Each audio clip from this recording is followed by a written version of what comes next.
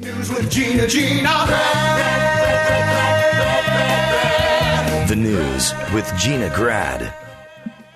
So CBS has made a pledge to make their reality shows more diverse. All future casts of the shows Survivor, Big Brother, and Love Island will contain at least 50% Black, Indigenous, and people of color starting next year. The move comes after, that's funny. Several Survivor contestants formed a group called the Black Survivor Alliance with the goal of bringing to light our collective experience with implicit bias and racism on and off the show. Wow. And, how could breaking America into 1,000 little special interest groups, how could that ever go wrong? Jesus Christ. I've been fucking screaming about this for 10 years. This is insane. This is nuts, but this is a logical byproduct of the direction we've been going for the last several years. So expect more of it. And, again, I think it's kind of the opposite of the United States. Everyone has a group. Everyone breaks off. Everyone represents. Everyone then explains to everybody that they couldn't understand them because they're not in their group. Like, I know, scared of people who look different than them. Like, Survivor is interesting because Survivor is kind of a perfect example of this tribe and that tribe, but we take all the best people and they do their best and we all work together and we all roll the log down the beach together and win the immunity competition, or we get the rewards competition or whatever it is. But well, this is a good slippery slope guy. God. But in a way, because I think of that Viola Davis acceptance speech. I think it was for the Emmys. And she said, you can't win Emmys for roles that aren't there. So, right. It's like if you're not being given that opportunity, then I wouldn't be standing here, this praised actress. And like Crazy Rich Asians, I'm sure there were plenty of movies before that they're like, you can't open a box office with, but now we know. And now this representation just feels normal. But the slippery slope is now it has to go in here and in here and in here and in here when it was just sort of doing its thing organically and everyone was loving it. Yeah, well, there's, also they're going to have like diversity chancellors who have to be on the set of every TV show and movie, and it's just going to creates this huge fucking cottage industry of more people you have to pay. The way this works out is, I don't know, it's like the Wayans brothers or something. Okay, there's not a bunch of comedies. We're not being cast in this. We'll make our own shit. I mean, everyone I know, white or black or female or whatever, you got to go out and sort of make your own soapbox derby racer and enter the race. This thing of like, there's not enough roles for people of X, Y, or Z. Okay, now get with some like-minded people and create some roles. There's been 2,000 examples. There's been Shonda Rhimes figured it out. Right. Just start doing it. Tyler Perry, Oprah, and whomever. There's an Asian version. There'll be an Indian version. There'll be a Hispanic version. There'll never be an Armenian version. But you keep going. Just start expanding. Yes, that's what I'm saying. This is dumb. It's all fucked up, and it's ugh. But you get to check that box and stay out of the crowds or the lynch mob's way, I guess. Well, how do we get to 50%? Like, is this country, look it up, Max, is this country 13% African American? I know they open it up to more than that, but what I'm saying is 15%, 50% isn't all that. 13.4, yeah. 13.4. So how do we get up to 50? Well, didn't Gina say it was people of color and it was more than just African American? Yeah, it was more than just African American. Yeah, but I don't. Did they ever? All right. It still seems like a big number to me. I'd like to see that number down. I could get that 13% representation. That's right. Is that what you're hoping for? Well, here's where we're heading. You get exactly what you get by your representation. So if you're Asian and you're 6%, then you get 6%. And if you're Hispanic and you're 39%, then you get 39%. All this shit that sounds nuts now, spring ahead 5 years and see where we're at with it. It's nuts. All this kind of race-based stuff. It's just crazy. And it's like, we have Kamala Harris. She's the first woman of first off, this woman, all right. I don't know what the odds makers have of Joe Biden making it all the way through his first term. I don't know if that's on there, but let's see. Joe Biden 3 years from now doesn't seem like he's going to be in fantastic shape. So the first woman of color to ever be a vice president may be the president of the United States. Sounds awesome, except for maybe she's fucking horrible at her job. And then we've just checked this box where we went, well, she's got tits and melatonin or melanin in her skin, and she is that person. But how do we know her policies? Do we know if she's good at her job? Do we agree with her policies? Like, we get so fucking busy going, we want a person that looks like this here, but they're going to be running the fucking country. Do we want to know more about them or what their policies are? Or are we just so excited that we have someone who's half black and half Indian and a female in charge of the country? Well, and by the way, Adam, I just have to jump in here because as somebody who ran with Senator John McCain, I don't remember the country being extra excited about me being the first vice president. I don't remember all the talk of, we're going to have a woman. I heard a lot of, she's just a babe. You know, she's just a sexy piece of meat. We don't like her for her brain. We like her for her hot, tight bod. I don't remember all this, fanfare. I remember exactly like that. But that's how I remember it. Yeah, Sarah. Yeah, that is tough. That is funny. You were female. Maybe you still are, but it didn't seem to be much fanfare. At the time, certainly female. Didn't seem much. Oh, you didn't see that bikini pic with me with the AR-15? Oh, I'll send it. You're on the wrong side of the aisle. It's like if you're Republican and you're black, you're not black anymore, and you're not female anymore. I thought women were going to mobilize because I would have been the first woman vice president, but nobody was interested. I think Kamala Harris, I don't think she's I don't like her policies at all. What little she said has been nothing. And I would not want to live in a country or would not be excited about her in charge of the country. And I don't think anyone else really knows what her policies are, what she's done, or much about what her thoughts would be on immigration or taxes or many, many other subjects. But there's a decent chance she's going to be in charge. And then we just did it because he swore he was going to run, he was going to have a running mate that was a female or female of color.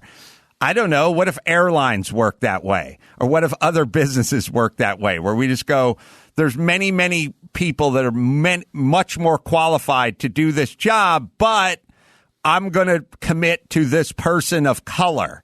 It's a stupid way. It'd be a dumb way to run a supermarket. It's an insane way to run a country. Right. And we had 8 years of Barack Obama. I think we made some progress, right? Not nearly enough, Adam.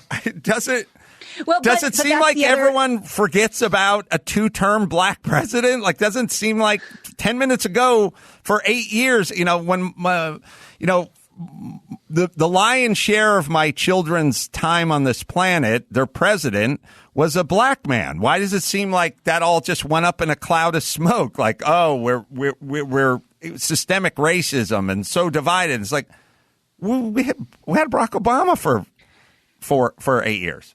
You're right, but that's really interesting, specifically because of Joe Biden. Maybe he thought at the time, well, you got to pick someone, old white guy, part of the old guard, or no one's going to accept me, who, no one really knows who I am, and I certainly don't look like any other president. So we need Joe, and now it's the exact opposite with Joe. Right? Because remember, Joe Biden was not a super popular universally amongst the Democrats, and we needed someone to excite his own base. Do we have any odds? Are they laying any odds? No, nothing on Bet Online. I have the odds to win the 2024 U.S. presidential election. Kamala is leading the way with plus 500. Next is Mike Pence and Nikki Haley tied for plus 800. Oh, wow. Then after that, it's Andrew Yang and Joe Biden tied for plus 1,200. Oh, Joe Biden's 12-1 to win re-election. Yeah. I know his health concerns, believe me. Nikki Haley, that's interesting. Yeah, Andrew Yang got a I like Andrew Yang. I got a little soft, but I like him. I think he was just confused as to why the Proud Boys were so into him. Remember that? Yeah. He's like, why are you supporting me? All right. What are we talking about? I have a lot of auction news, and we can get into however much you want because Let's do that. It must be auction season. So a pistol used by Sean Connery in the first James Bond film headline, a new collection of memorabilia by being auctioned by Julian's of Beverly Hills. Don't have a picture of it, but it's a deactivated Walter model PP seen in Dr. No. Famous. It goes up for bid December 3rd. So we're going to have to place our odds on a lot of this stuff, along with Tom Cruise's Maverick helmet. Ooh. Arnold Schwarzenegger's motorcycle jacket and plasma rifle from Terminator 2, various Pulp Fiction props, a black eye patch worn by John Wayne in True Grit, and a hoverboard seen in Back to the Future 2. These are no joke, man. No, so this will be December 3rd. Now, if you prefer TV over movies, they will be auctioning a tan suede Western style jacket trimmed with fringe from Captain Kangaroo. Oh, that's right.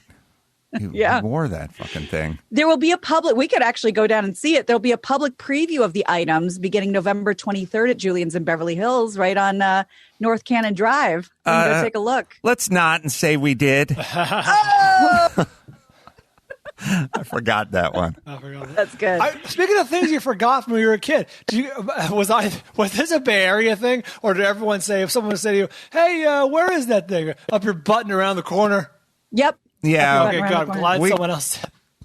Yeah, it does feel very Bay Area. It does. That's why I thought it was regional. No, we had up your butt to the left or up your button to the right. I think Up your butt with a coconut?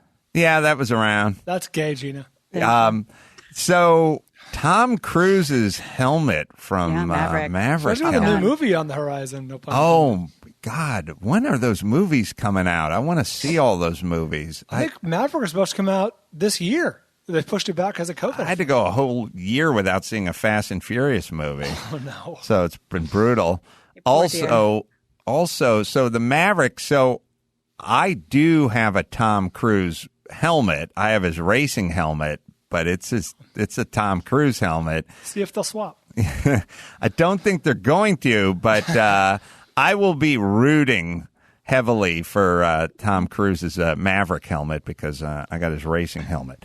Yeah, you got a comp. And they comps. Well, sort of, but Tom Cruise helmet. Yeah. Okay.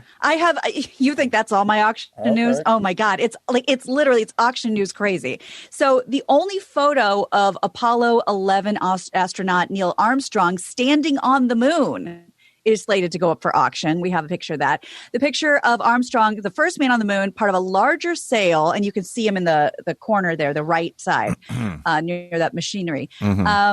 That is, it's part of a 2,400 photo collection called Golden Age of Space Exploration. It has a pre-sale estimate of, I think it's kind of low. You want to guess? Or you want me to just tell you? Tell us. 40 to 66,000 for all these photos from space. That's what I was going to say. Now I know the controversy. Well, not controversy, but where do you guys come down on this? Because the moon landing happened. One of the biggest, you got to see Capricorn 1 with O.J. Simpson in it. I think it'll change your mind from like 1977. But one of the biggest kind of flubs that no one ever knows is a flub because they just kind of autocorrect it in their mind, which is one small step for man, one giant leap for mankind. That it's fucked up because he didn't say amen. He was supposed to say amen. Right. And one small step for man, well, for man means mankind. Man and mankind are pretty synonymous. Right. So it was a great thought, and it's a great thing to say, but he just left out a. Yep. One small step for a man, one giant leap for mankind. I don't mean to shit on anyone's point or be a jerk, but are you questioning somebody else's ability to read? That's what it sounds like. I would have put it on.